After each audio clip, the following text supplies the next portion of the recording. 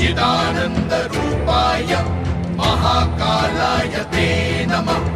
ईश्वराय नमस्तुभ्यं तत्पुरुषाय वै नमः। सद्योजात नमस्तुभ्यं शुक्लवर्ण नमो नमः। वधा कालाग्निरुद्राय रुद्ररूपाय वै नमः। सिद्ध्युत्पत्तिलयानां च हेतुरूपाय वै नमः।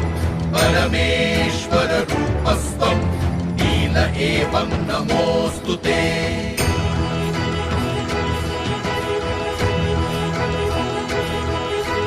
पवनाय नमस्तुभ्यं हुताशन नमोऽस्तु ते।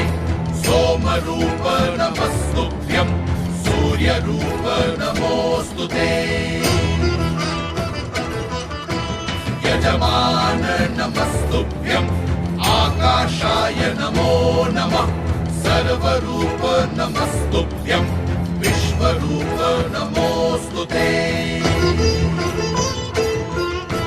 ब्रह्मरूप नमस्तुभ्यं विष्णुरूप नमोऽस्तु ते। रुद्ररूप नमस्तुभ्यं